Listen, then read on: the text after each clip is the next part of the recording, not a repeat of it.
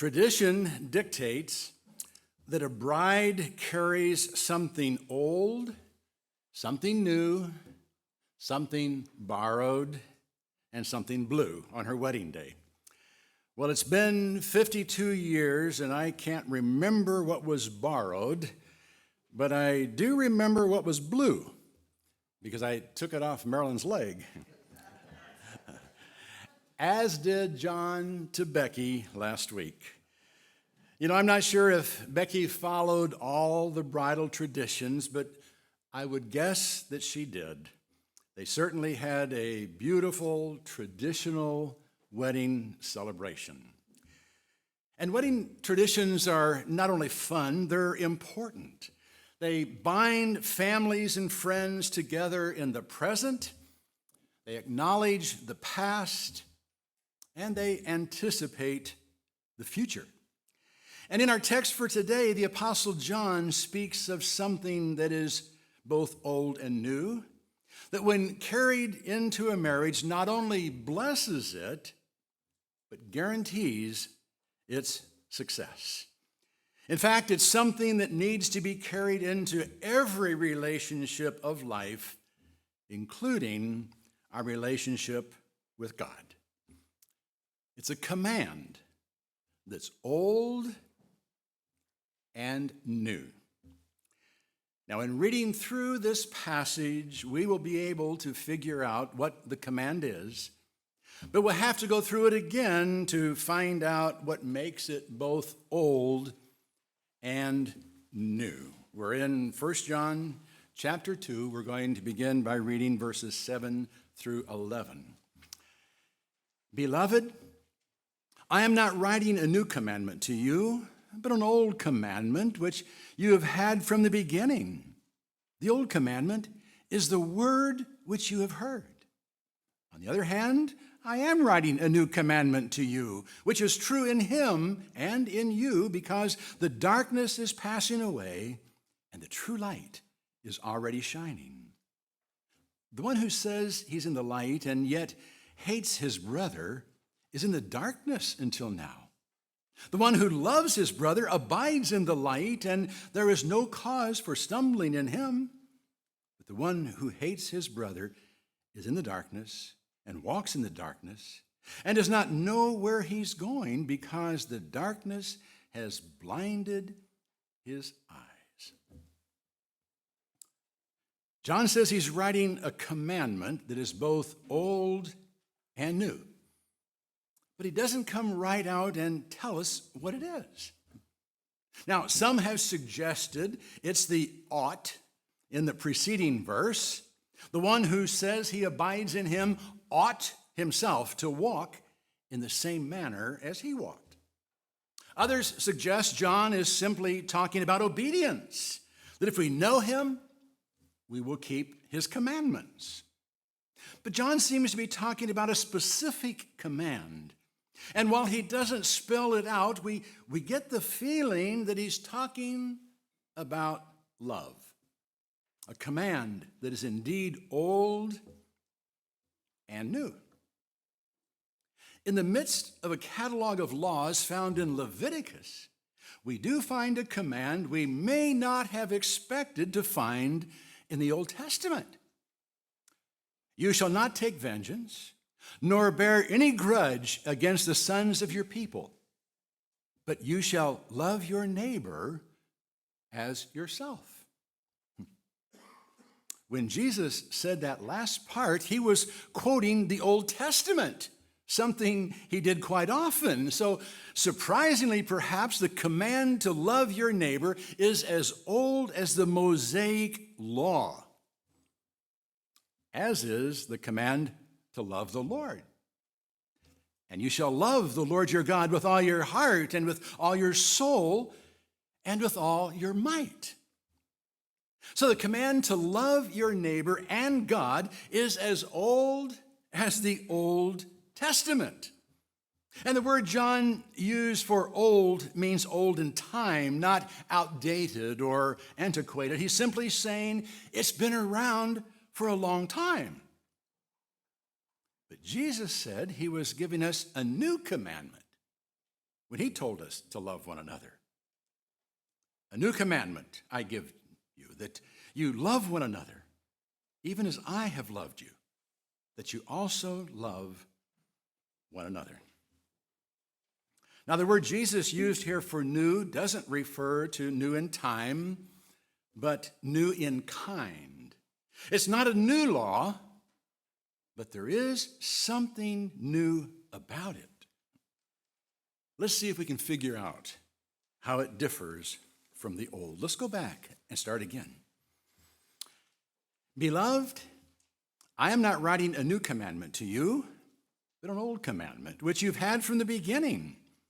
The old commandment is the word which you have heard. Now, the command, as we've already noted, was not new in time. It was, in fact, a very old commandment, one they had had, Jesus says, from the beginning, or John says, from the beginning.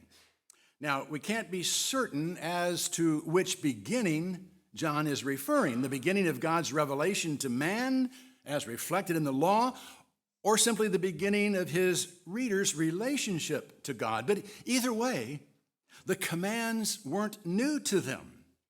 As long as men had known God, his commands had been known. But again, John apparently had a specific command in mind. He began by speaking in general terms of a new and an old commandment, using indefinite articles that could refer to any or all of the commandments. But then he narrowed it down and referred to one of the old commandments as the word they had heard. There was one commandment he knew they had heard, because it's the foundational commandment upon which all commandments are based, and it is therefore the most important commandment of all. But which one is it? Well, that question should sound familiar because Jesus was once asked the same thing. And one of the scribes came and heard them arguing, and recognizing that he had answered them well, asked him, "What commandment is the foremost of all?" Jesus answered, "The foremost is, 'Hear, O Israel, the Lord our God is one Lord. And you shall love the Lord your God with all your heart and with all your soul and with all your mind and with all your strength. The second is this, you shall love your neighbor as yourself. There is no other commandment greater than these."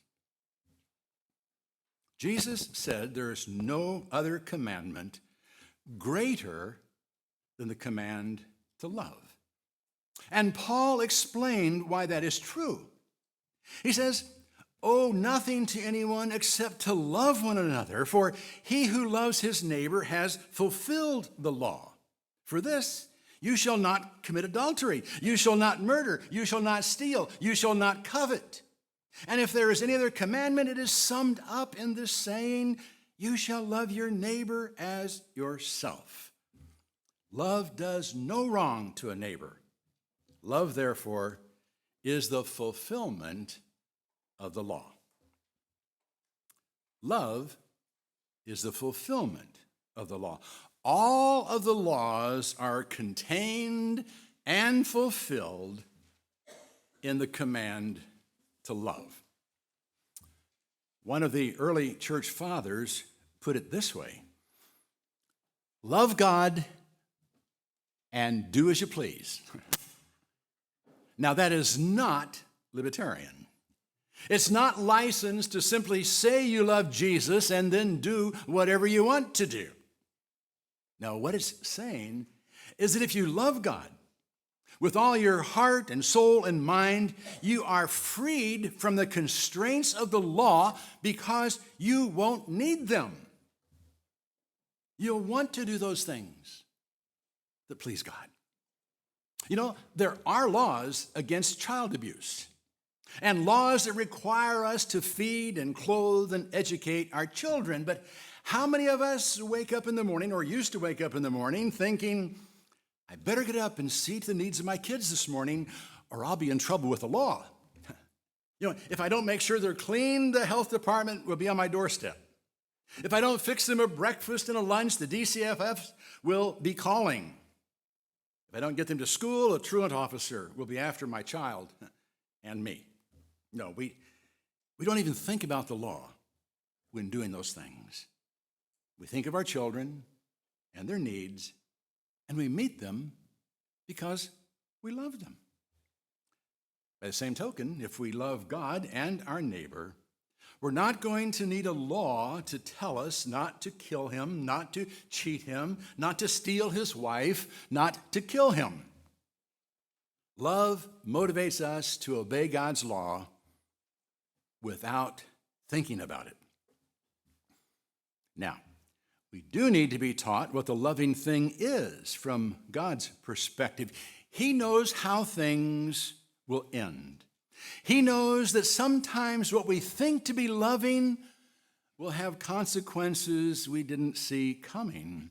And sometimes the most loving thing to do causes temporary pain and displeasure. It may even seem unloving at the moment.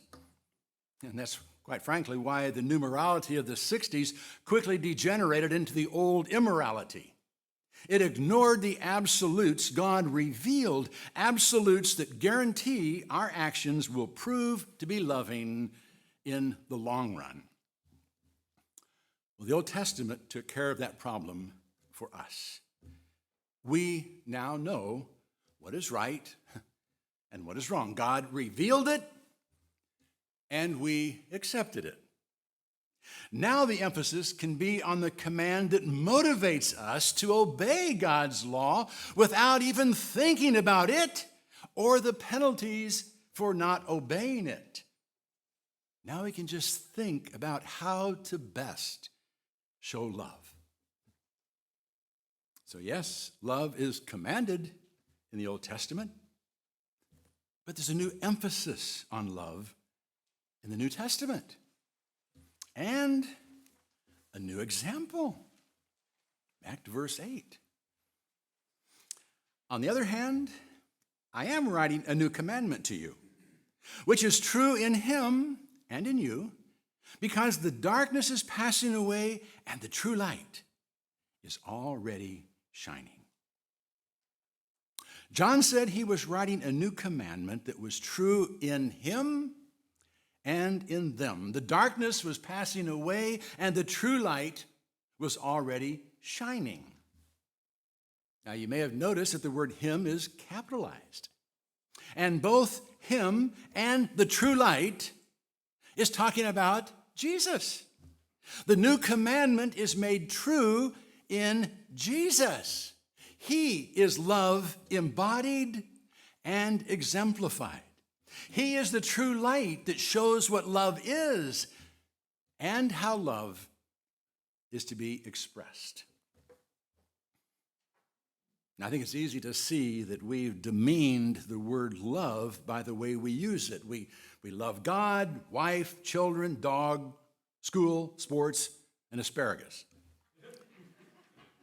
You know, if we feel the same way about God as we do asparagus, we're in trouble. If we feel the same way about a neighbor as we do asparagus, he's in trouble. So what is love? Well, no one defined it better than the Apostle Paul. Love is patient. Love is kind and is not jealous. Love does not brag and is not arrogant, does not act unbecomingly. It does not seek its own, is not provoked, does not take into account a wrong suffered, does not rejoice in unrighteousness, but rejoices with the truth, bears all things, believes all things, hopes all things, endures all things. I think it's pretty well agreed that no one defined love better than Paul. And no one demonstrated better than Jesus. Do you want to know how to love your parents? Look to Jesus. He submitted to them. Do you want to know how to show love to your neighbor? Look to Jesus. He was touched by their needs and did something about it. Do you want to know how to love your coworkers? Look to Jesus' example with the disciples, his understanding, his forgiveness, his encouragement. Do you want to know how to love your enemies? Look to Jesus on the cross. He is the light that drives the darkness away, the dayspring from on high, who revealed God's love and taught us how to love. We've already read what Jesus said about the command to love in John 13:24, but we're going to go back and look at it again. A new commandment I give to you, that you love one another even as I have loved you, that you also love one another. And he said it again in John 15:12 through 14. This is my commandment, that you love one another just as I have loved you. Greater love has no one than this, that one lay down his life for his friends. You are my friends if you do what I command you. We are to love as he loved. How did he love? He loved sacrificially. And Paul pointed to that sacrificial love when telling husbands how to love their wives. Husbands, love your wives, just as Christ also loved the church and gave himself up for her. The command to love is new in emphasis, it's new in example, and it's new in exclusivity. Don't try to look that up. I made it up. Verses 9 through 11. The one who says he's in the light and yet hates his brother is in the darkness until now. The one who loves his brother abides in the light, and there is no cause for stumbling in him. But the one who hates his brother is in the darkness and walks in the darkness and does not know where he's going because the darkness has blinded his eyes. You know, it's easy to talk about love, but not easy to do. In fact, it makes me nervous to preach about love because I know some will be thinking that I don't practice what I preach. That if I really loved, I would have done this or that. And there are no doubt times I could have and should have been more loving. Times when I missed an opportunity to demonstrate the love of Christ in a meaningful way. But I would venture to say, so have you. We all fail in this area of showing love. None of us is as loving as we should be. None of us have equaled Jesus in showing love. So no, we don't measure up. But that must not keep us from talking about love and even exhorting one another to love as he loves. It would be hypocritical, however, to even say that we're trying to love as he loves if there is hatred in our heart. If we are walking in the light of God's love, we cannot hate. But what is hate?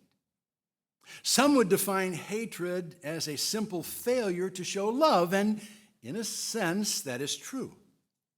But John speaks of being blinded by hatred and its subsequent darkness. A strong emotion is in view here, not just the absence of love. And John will make that clear in the next couple of chapters. In chapter 3, verse 15, he writes, everyone who hates his brother is a murderer. And you know that no murderer has eternal life abiding in him. And in 4:20, if someone says, I love God and hates his brother, he is a liar. So John is talking about active, malevolent hatred here. He's saying we cannot hate our brother while walking in the light. And he's not using the word brother to the exclusion of others. You know, the Jews believed it was okay to hate their brothers. to hate their enemies. But Jesus disagreed in the Sermon on the Mount. You have heard that it was said, you shall love your neighbor and hate your enemy, but I say to you, love your enemies. There's no room for hatred for anyone in the life of a Christian. We are to be people who love exclusively. Not in the sense that we are selective in our love, that we exclude some from it, but with exclusivity. The love we have excludes hatred from our life. If there's any hatred in our life, darkness is creeping back in. The light is being obscured, and we are no longer walking in the light. If that's true, we're bound to stumble and cause others to stumble because we can no longer see where we're going. We've lost sight of our goal. We're no longer walking in the light of His love, but in the shadow of our own hatred. And it's impossible to fulfill the command to love while walking in the darkness of hatred. We will never love as Jesus loved as long as we harbor hatred in our heart for anyone, no matter what they've done. So we must love with exclusivity, without any hatred at all, if we are to fulfill the old commandment that has become the new commandment. And the way to rid yourself of all hatred is to experience the love that Christ has for you. An amazing love into which He has invited us all.